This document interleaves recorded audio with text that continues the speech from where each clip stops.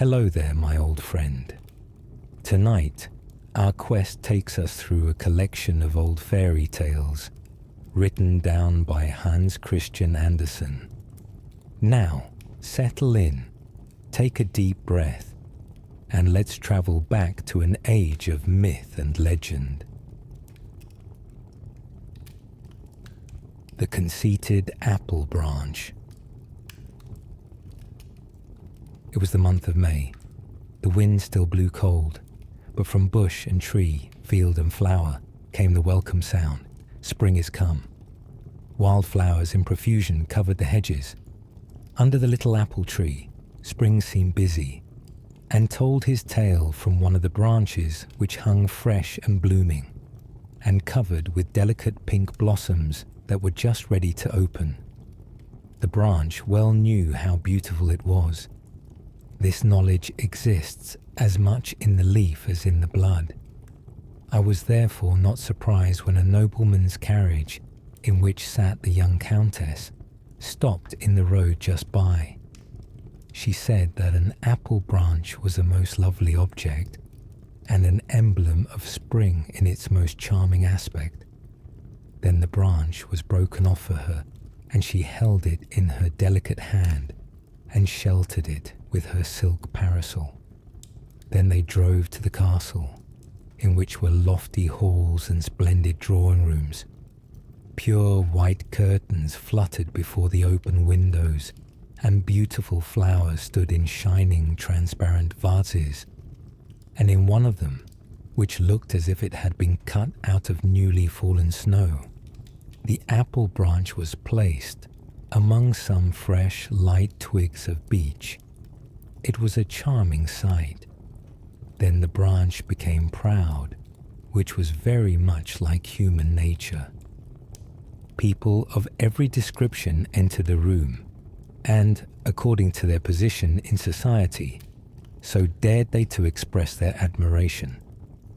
Some few said nothing, others expressed too much, and the apple branch very soon got to understand that there was as much difference in the characters of human beings as in those of plants and flowers. Some are all for pomp and parade.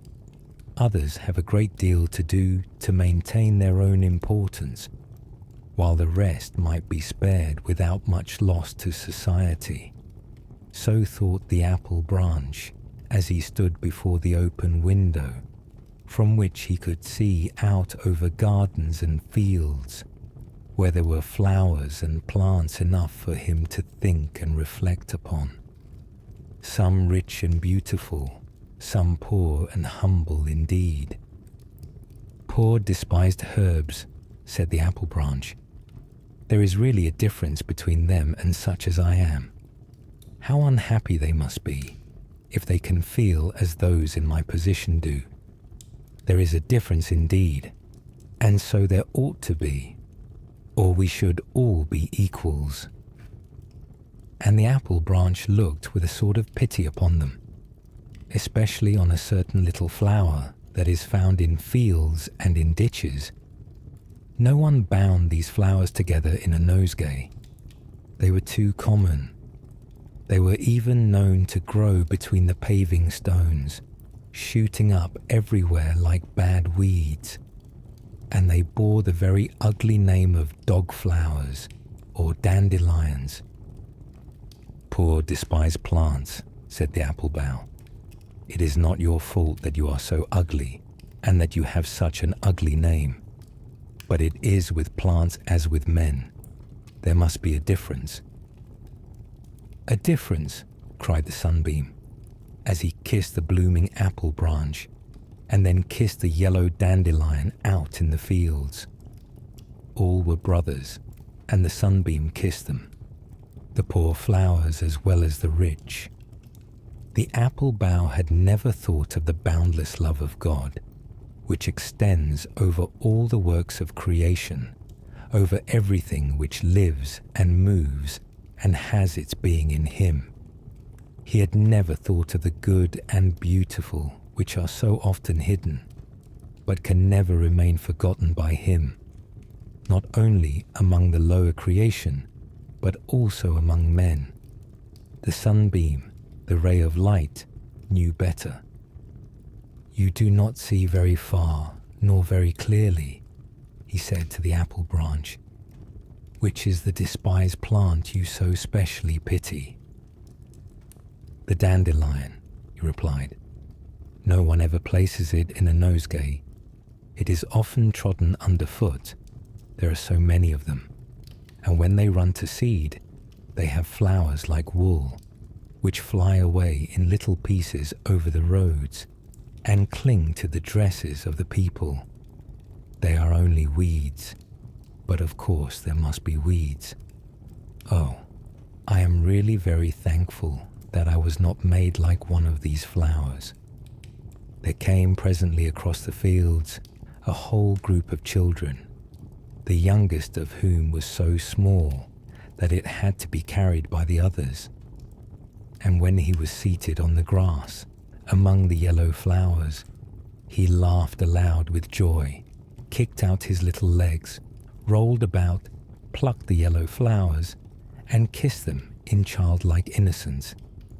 The elder children broke off the flowers with long stems, bent the stalks one round the other to form links, and made first a chain for the neck, then one to go across the shoulders and hang down to the waist, and at last a wreath to wear round the head, so that they looked quite splendid in their garlands of green stems and golden flowers.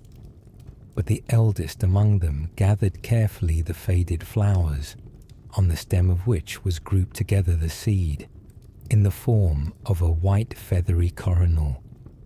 These loose, airy wool flowers are very beautiful, and look like fine snowy feathers or down. The children held them to their mouths, and tried to blow away the whole coronal with one puff of the breath. They had been told by their grandmothers that whoever did so would be sure to have new clothes before the end of the year. The despised flower was by this raised to the position of a prophet or foreteller of events. "Do you see," said the sunbeam, "do you see the beauty of these flowers?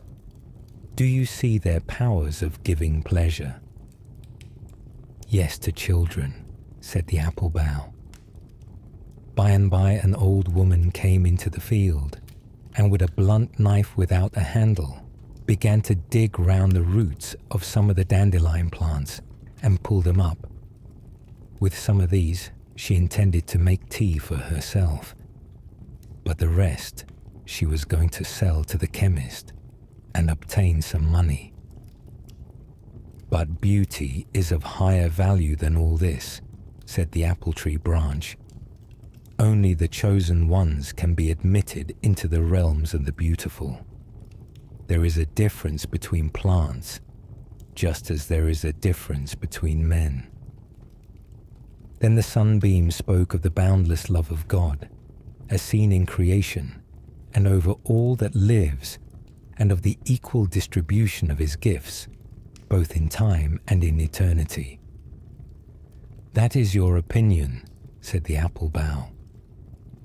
Then some people came into the room, and among them the young countess, the lady who had placed the apple bough in the transparent vase, so pleasantly beneath the rays of the sunlight. She carried in her hand something that seemed like a flower. The object was hidden by 2 or 3 great leaves, which covered it like a shield, so that no draught or gust of wind could injure it, and it was carried more carefully than the apple branch had ever been.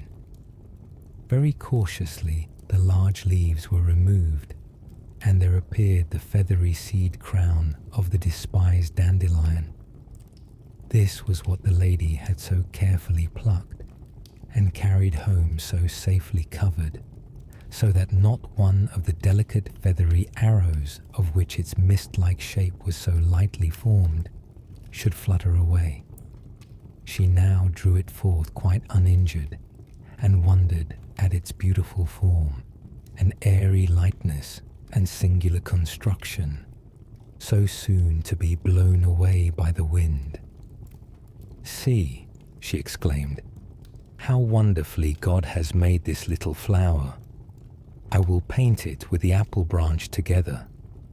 Everyone admires the beauty of the apple bough, but this humble flower has been endowed by heaven with another kind of loveliness, and although they differ in appearance, both are the children of the realms of beauty." Then the sunbeam kissed the lowly flower, and he kissed the blooming apple branch, upon whose leaves appeared a rosy blush. Beauty of form and beauty of mind. There was once a sculptor named Alfred, who, having won the large gold medal and obtained a travelling scholarship, went to Italy and then came back to his native land. He was young at that time. Indeed, he is young still, although he is 10 years older than he was then. On his return, he went to visit one of the little towns in the island of Zealand. The whole town knew who the stranger was, and one of the richest men in the place gave a party in his honor, and all who were of any consequence or who possessed some property were invited. It was quite an event, and all the town knew of it, so that it was not necessary to announce it by beat of drum. Apprentice boys, children of the poor, and even the poor people themselves, stood before the house, watching the lighted windows, and the watchman might easily fancy he was giving a party also. There were so many people in the streets. There was quite an air of festivity about it, and the house was full of it, for Mr. Alfred, the sculptor, was there. He talked and told anecdotes, and everyone listened to him with pleasure, not unmingled with awe, but none felt so much respect for him as did the elderly widow of a naval officer. She seemed, so far as Mr. Alfred was concerned, to be like a piece of fresh blotting paper that absorbed all he said and asked for more.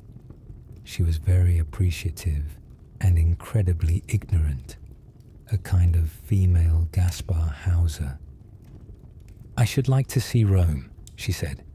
"It must be a lovely city, or so many foreigners would not be constantly arriving there. Now, do give me a description of Rome. How does the city look when you enter in at the gate?" "I cannot very well describe it," said the sculptor, "but you enter on a large open space, in the center of which stands an obelisk, which is 1,000 years old." "An organist," exclaimed the lady, who had never heard the word obelisk. Several of the guests could scarcely forbear laughing, and the sculptor would have had some difficulty in keeping his countenance, but the smile on his lips faded away, for he caught sight of a pair of dark blue eyes close by the side of the inquisitive lady. They belonged to her daughter, and surely no one who had such a daughter could be silly. The mother was like a fountain of questions, and the daughter, who listened but never spoke, might have passed for the beautiful maid of the fountain. How charming she was! She was a study for the sculptor to contemplate, but not to converse with, for she did not speak, or at least very seldom. "Has the Pope a great family?" inquired the lady. The young man answered considerately, as if the question had been a different one. "No, he does not come from a great family." "That is not what I asked," persisted the widow. "I mean, has he a wife and children?" "The Pope is not allowed to marry," replied the gentleman. "I don't like that," was the lady's remark.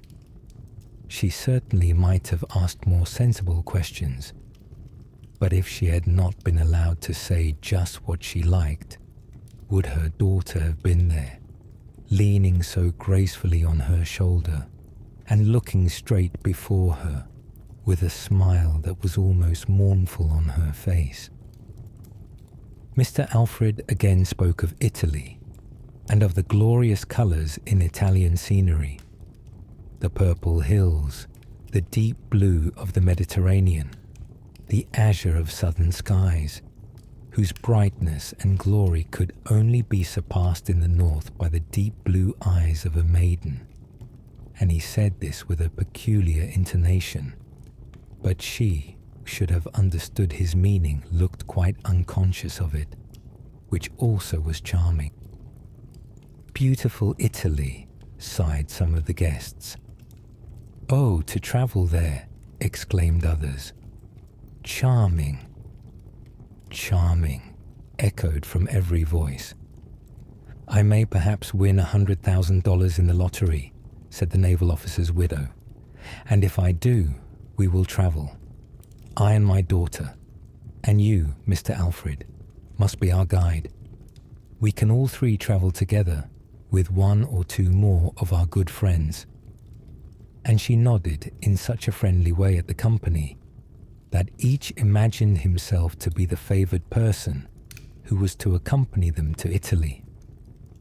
Yes, we must go, she continued, but not to those parts where there are robbers. We will keep to Rome. In the public roads one is always safe. The daughter sighed very gently, and how much there may be in a sigh, or attributed to it. The young man attributed a great deal of meaning to this sigh. Those deep blue eyes, which had been lit up this evening in honour of him, must conceal treasures, treasures of heart and mind, richer than all the glories of Rome. And so, when he left the party that night, he had lost it completely to the young lady. The house of the naval officer's widow was the one most constantly visited by Mr. Alfred, the sculptor. It was soon understood that his visits were not intended for that lady, though they were the persons who kept up the conversation. He came for the sake of the daughter. They called her Kayla. Her name was really Karen Milena, and these two names had been contracted into the one name Kayla. She was really beautiful, but some said she was rather dull and slept late of a morning. She's been accustomed to that, her mother said. She is a beauty, and they are always easily tired. She does sleep rather late, but that makes her eyes so clear. What power seemed to lie in the depths of those dark eyes? The young man felt the truth of the proverb, still waters run deep, and his heart had sunk into their depths. He often talked of his adventures, and the mamma was as simple and eager in her questions as on the first evening they met. It was a pleasure to hear Alfred describe anything. He showed them coloured plates of Naples and spoke of excursions to Mount Vesuvius and the eruptions of fire from it. The naval officer's widow had never heard of them before. Good heavens, she exclaimed. So that is a burning mountain. But is it not very dangerous to the people who live near it? Whole cities have been destroyed, he replied.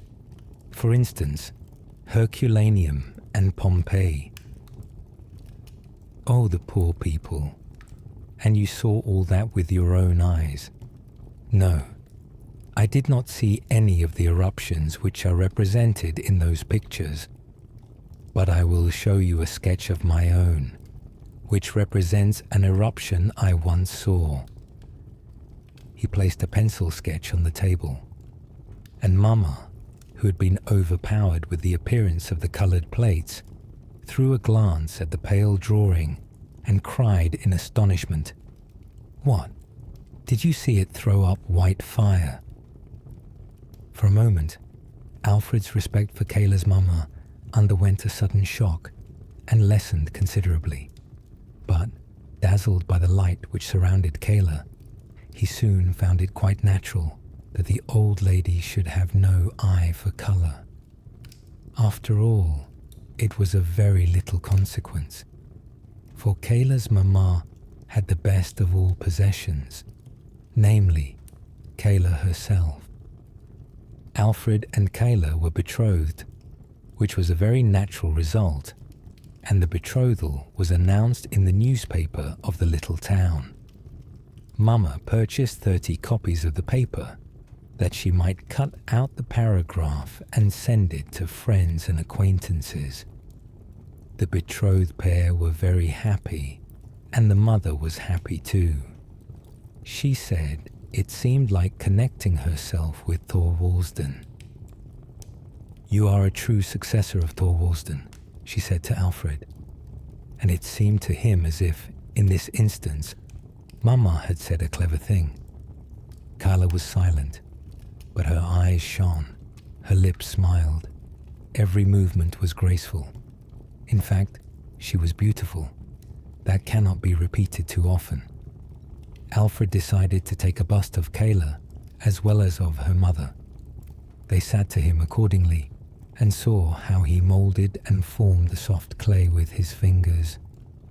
"I suppose it is only on our account that you perform this commonplace work yourself, instead of leaving it to your servant to do all that sticking together." "It is really necessary that I should mould the clay myself," he replied. "Ah, yes, you are always so polite," said Mamma, with a smile. And Kayla silently pressed his hand, all soiled as it was with the clay. Then he unfolded to them both the beauties of nature in all her works. He pointed out to them how, in the scale of creation, inanimate matter was inferior to animate nature, the plant above the mineral, the animal above the plant, and man above them all. He strove to show them how the beauty of the mind could be displayed in the outward form, and that it was the sculptor's task to seize upon that beauty of expression and produce it in his works.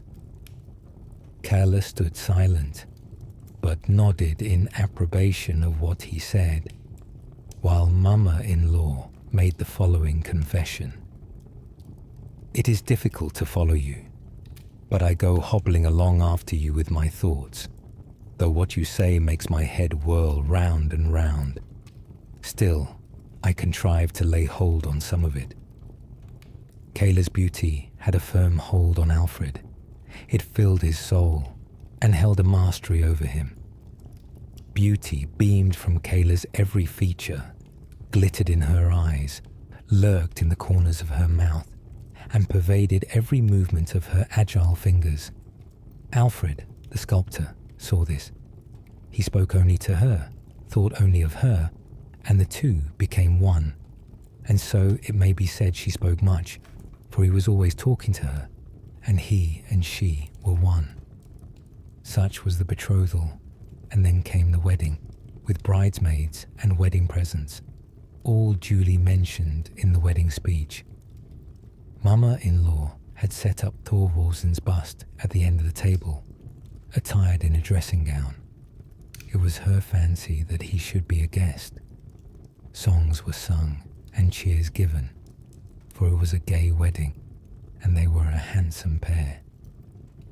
"Pygmalion loved his Galatea," said one of the songs. "Ah, that is some of your mythologies," said Mama-in-law. Next day, the youthful pair started for Copenhagen, where they were to live. Mama-in-law accompanied them to attend to the coarse work, as she always called the domestic arrangements.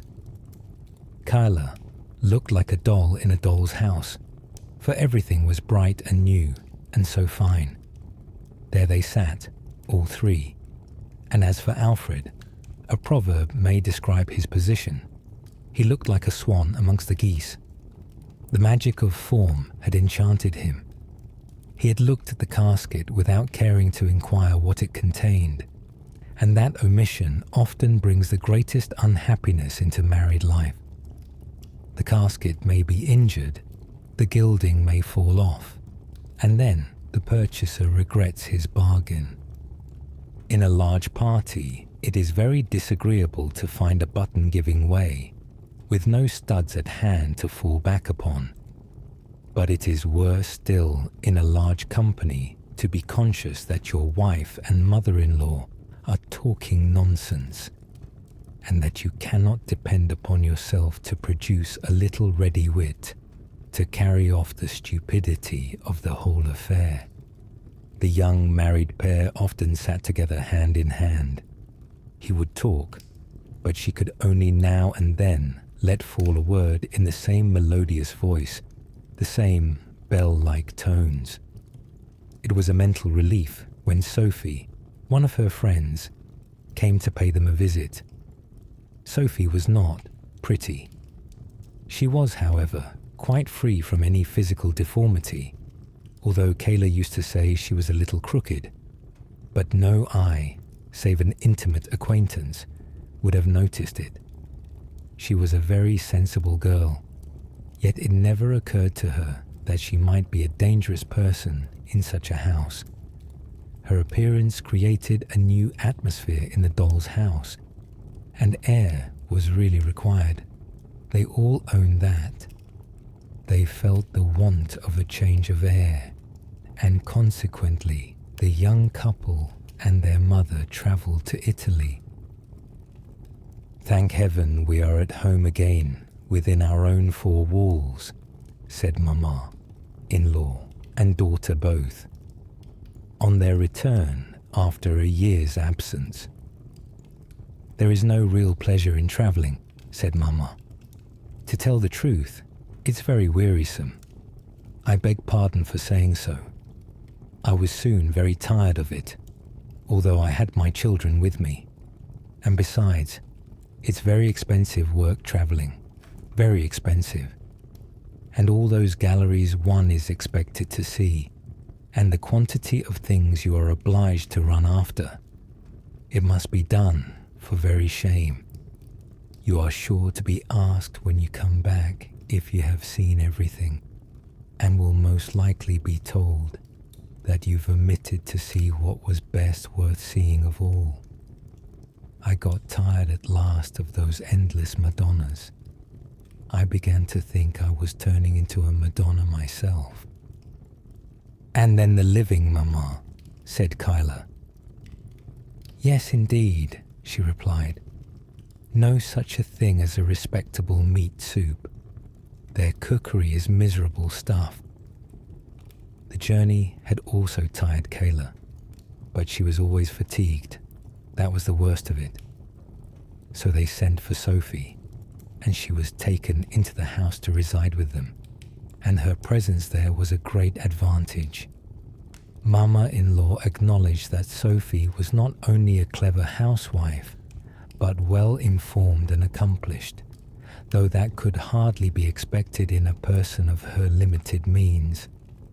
She was also a generous-hearted, faithful girl. She showed that thoroughly while Kayla lay sick, fading away. When the casket is everything, the casket should be strong, or else all is over. And all was over with the casket, for Kayla died. "She was beautiful," said her mother. "She was quite different from the beauties they call antiques, for they are so damaged. A beauty ought to be perfect, and Kayla was a perfect beauty." Alfred wept, and Mamma wept, and they both wore mourning. The black dress suited Mamma very well, and she wore mourning the longest. She had also to experience another grief in seeing Alfred marry Sophie, who was nothing at all to look at. "He's gone to the very extreme," said Mamma-in-law. "He has gone from the most beautiful to the ugliest, and he has forgotten his first wife. Men have no constancy. My husband was a very different man, but then he died before me." "Pygmalion loved his Galatea" was in the song they sung at my first wedding, said Alfred. I once fell in love with a beautiful statue, which awoke to life in my arms. But the kindred soul, which is a gift from heaven, the angel who can feel and sympathize with and elevate us, I have not found and won till now. You came, Sophie, not in the glory of outward beauty, though you are even fairer than is necessary. The chief thing still remains.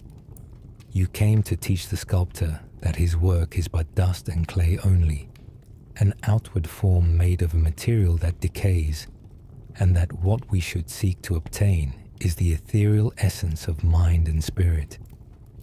Poor Kayla. Our life was but as a meeting by the wayside. In yonder world, where we shall know each other from a union of mind, we shall be but mere acquaintances. That was not a loving speech, said Sophie, nor spoken like a Christian. In a future state, where there is neither marrying nor giving in marriage, but where, as you say, souls are attracted to each other by sympathy, there everything beautiful develops itself and is raised to a higher state of existence. Her soul will acquire such completeness that it may harmonize with yours even more than mine, and you will then once more utter your first rapturous exclamation of your love. Beautiful, most beautiful. The Beetle who went on his travels. There was once an emperor who had a horse shod with gold. He had a golden shoe on each foot. And why was this? He was a beautiful creature with slender legs, bright, intelligent eyes, and a mane that hung down over his neck like a veil.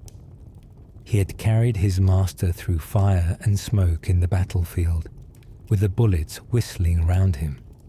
He had kicked and bitten and taken part in the fight when the enemy advanced, and with his master on his back, he had dashed over the fallen foe and saved the golden crown and the emperor's life, which was of more value than the brightest gold. This is the reason of the emperor's horse wearing golden shoes. A beetle came creeping forth from the stable, where the farrier had been shoeing the horse. Great ones first, of course, said he, and then the little ones. But size is not always a proof of greatness. He stretched out his thin leg as he spoke. And pray, what do you want? Asked the farrier. Golden shoes, replied the beetle. Why, you must be out of your senses, cried the farrier. Golden shoes for you indeed. Yes, certainly. Golden shoes, replied the beetle. Am I not just as good as that great creature yonder, who is waited upon and brushed, and has food and drink placed before him? And don't I belong to the royal stables? But why does the horse have golden shoes? Asked the farrier. Of course you understand the reason. Understand? Well, I understand that it is a personal slight to me, cried the beetle. It is done to annoy me, so I intend to go out into the world and seek my fortune. Go along with you, said the farrier. You're a rude fellow, cried the beetle, as he walked out of the stable. And then he flew for a short distance, till he found himself in a beautiful flower garden, all fragrant with roses and lavender. The ladybirds, with red and black shells on their backs and delicate wings, were flying about, and one of them said, Is it not sweet and lovely here? Oh, how beautiful everything is. I am accustomed to better things, said the beetle. Do you call this beautiful? Why, there is not even a dung heap. Then he went on, and under the shadow of a large haystack, he found a caterpillar crawling along. How beautiful this world is, said the caterpillar. The sun is so warm I quite enjoy it.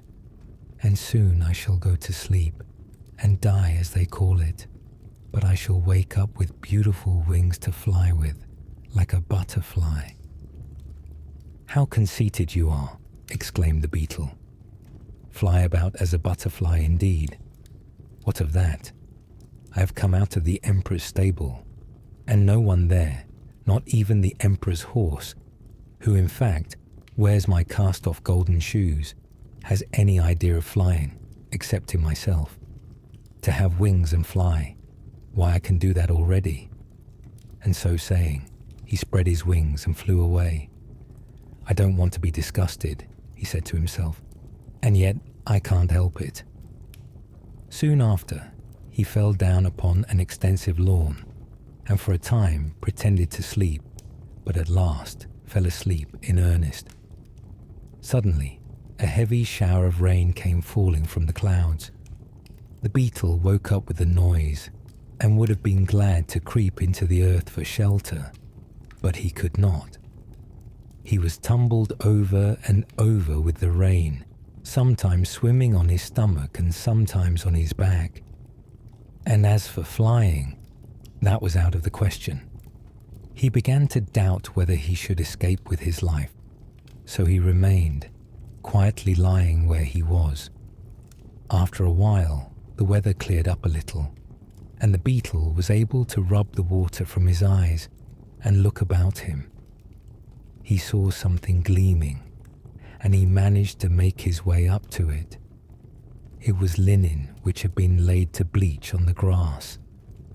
He crept into a fold of the damp linen, which certainly was not so comfortable a place to lie in as the warm stable, but there was nothing better. So he remained lying there for a whole day and night, and the rain kept on all the time.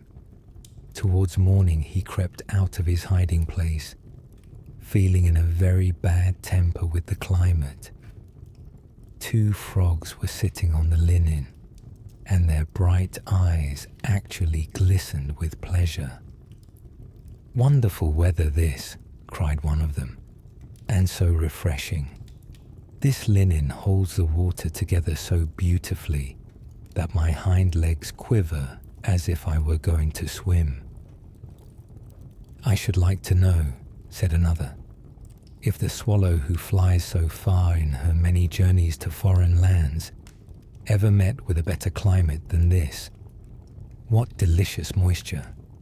It is as pleasant as lying in a wet ditch. I am sure anyone who does not enjoy this has no love for his fatherland." "Have you ever been in the emperor's stable?" asked the beetle. "There the moisture is warm and refreshing. That's the climate for me, but I could not take it with me on my travels.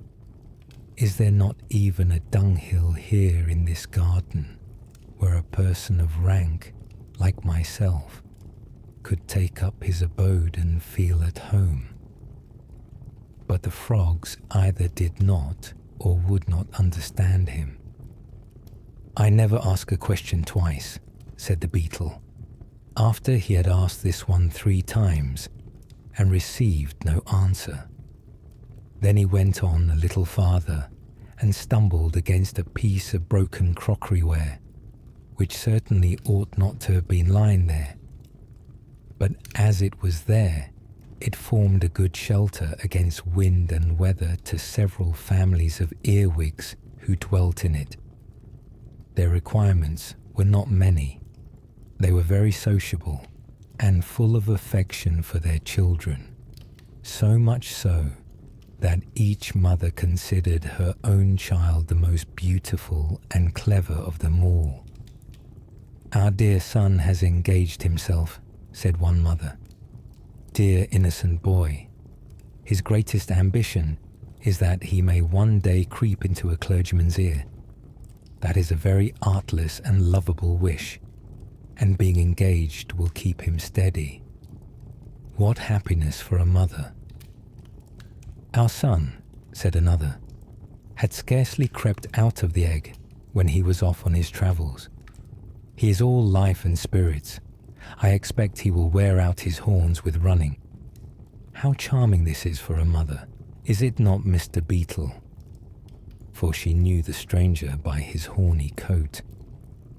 You are both quite right, said he. So they begged him to walk in, that is to come as far as he could under the broken piece of earthenware. Now you shall also see my little earwigs, said a third and a fourth mother. They are lovely little things and highly amusing. They are never ill-behaved, except when they are uncomfortable in their inside, which unfortunately often happens at their age.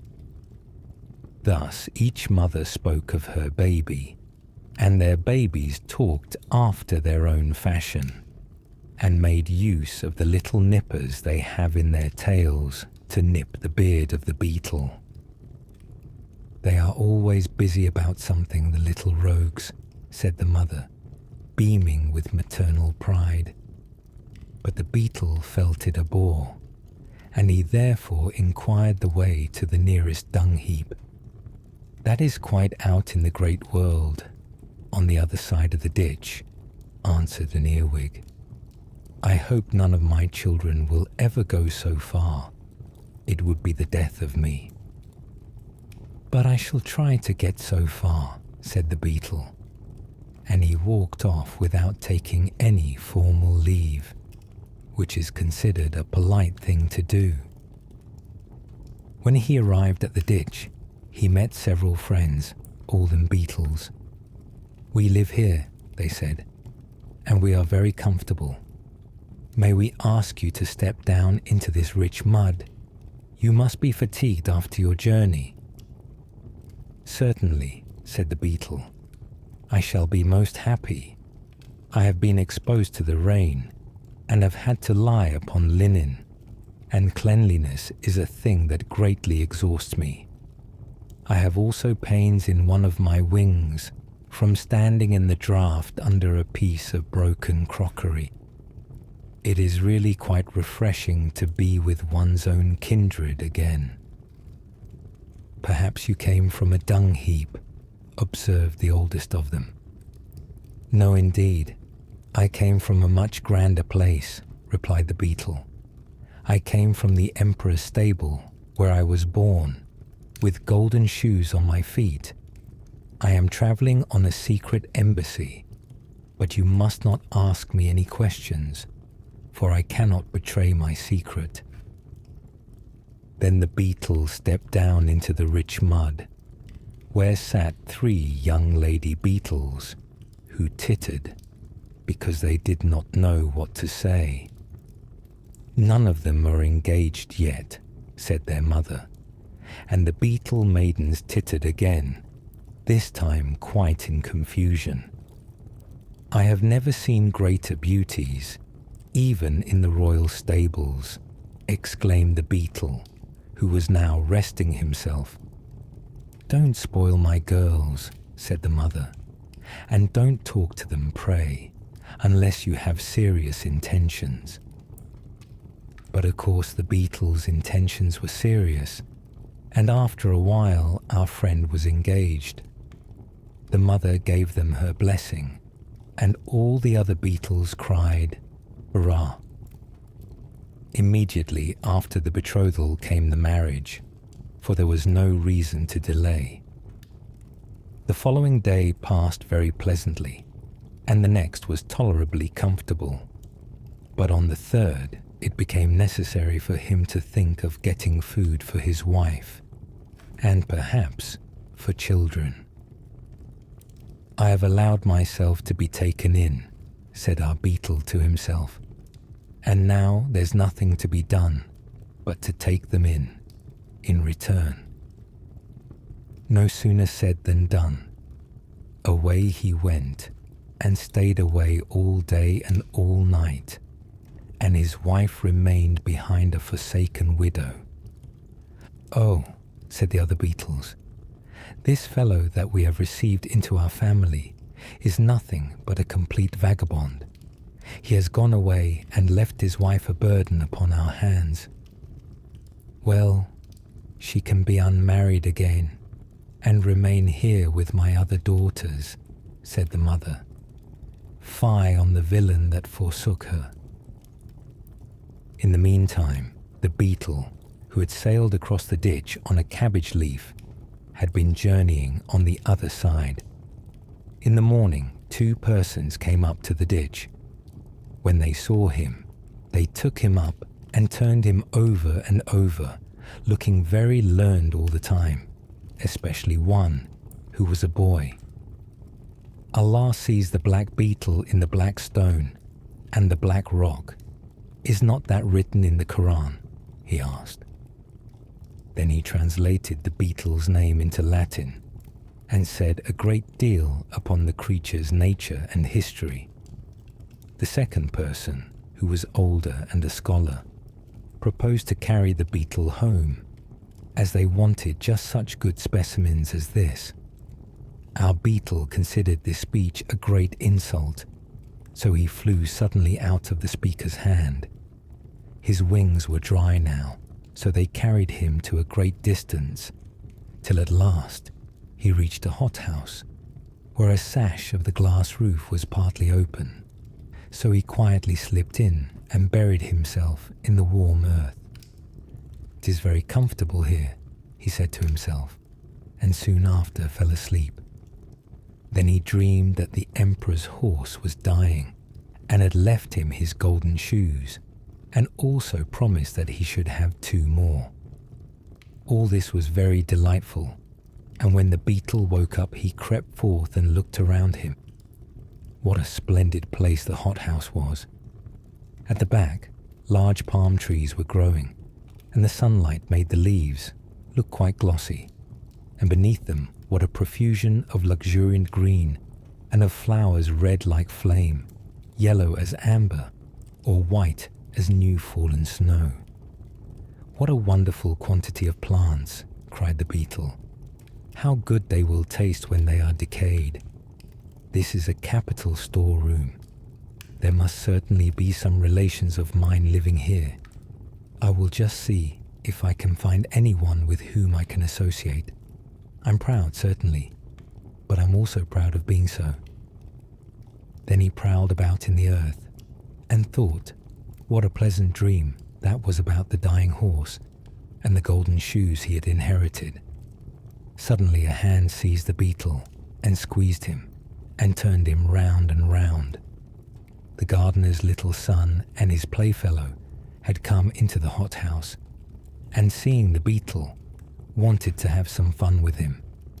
First, he was wrapped in a vine leaf and put into a warm trousers pocket. He twisted and turned about with all his might, but he got a good squeeze from the boy's hand, as a hint for him to keep quiet. Then the boy went quickly towards a lake that lay at the end of the garden. Here the beetle was put into an old broken wooden shoe, in which a little stick had been fastened upright for a mast, and to this mast the beetle was bound with a piece of worsted. Now he was a sailor and had to sail away. The lake was not very large, but to the beetle it seemed an ocean, and he was so astonished at its size that he fell over on his back and kicked out his legs. Then the little ship sailed away. Sometimes the current of the water seized it, but whenever it went too far from the shore, one of the boys turned up his trousers and went in after it and brought it back to land. But at last, just as it went merrily out again, the 2 boys were called, and so angrily that they hastened to obey and ran away as fast as they could from the pond, so that the little ship was left to its fate.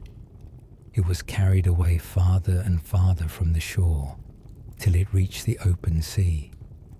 This was a terrible prospect for the beetle, for he could not escape in consequence of being bound to the mast. Then a fly came and paid him a visit. "What beautiful weather," said the fly.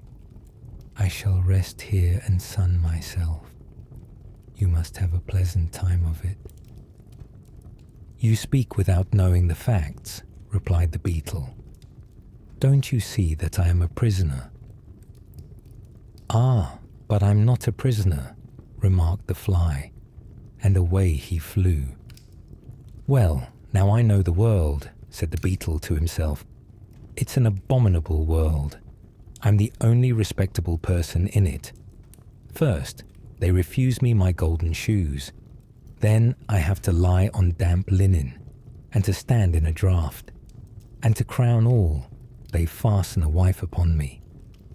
Then, when I have made a step forward in the world, and found out a comfortable position, just as I could wish it to be, one of these human boys comes and ties me up, and leaves me to the mercy of the wild waves, while the emperor's favorite horse goes prancing about proudly on his golden shoes. This vexes me more than anything, but it is useless to look for sympathy in this world. My career has been very interesting, but what's the use of that if nobody knows anything about it? The world does not deserve to be made acquainted with my adventures, for it ought to have given me golden shoes when the emperor's horse was shod, and I stretched out my feet to be shod too. If I had received golden shoes, I should have been an ornament to the stable. Now I am lost to the stable and to the world. It is all over with me." But all was not yet over.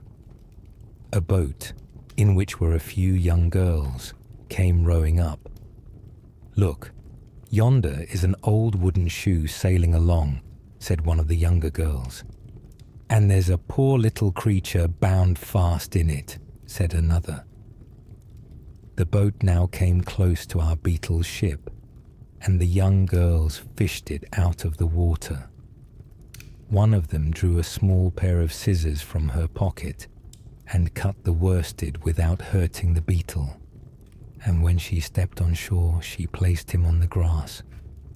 "There," she said, "creep away or fly if thou canst. It is a splendid thing to have thy liberty." Away flew the beetle, straight through the open window of a large building. There he sank down, tired and exhausted, exactly on the mane of the emperor's favorite horse, who was standing in his stable, and the beetle found himself at home again. For some time he clung to the mane, that he might recover himself. "Well," he said, "here I am, seated on the emperor's favorite horse, sitting upon him as if I were the emperor himself. But what was it the farrier asked me? Ah, I remember now. That's a good thought. He asked me why the golden shoes were given to the horse. The answer is quite clear to me now. They were given to the horse on my account." And this reflection put the beetle into a good temper. The sun's rays also came streaming into the stable and shone upon him and made the place lively and bright. "Travelling expands the mind very much," said the beetle. "The world is not so bad after all, if you know how to take things as they come." And so, our quest through these timeless tales comes to an end. With the story's final words, you have completed this sleepy quest.